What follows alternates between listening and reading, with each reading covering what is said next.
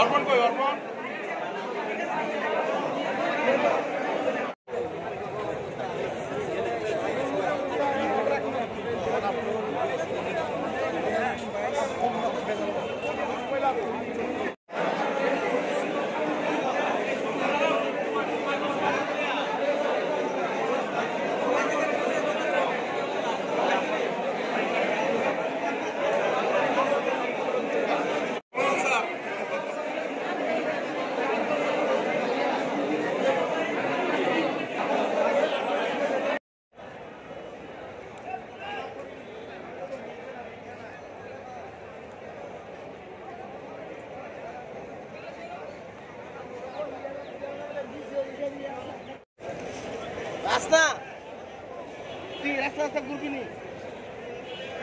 सदर जो भी 8 कॉन्स्टिट्यूंसीज हैं उसके लिए आज फर्स्ट मॉक पोल का डेट है।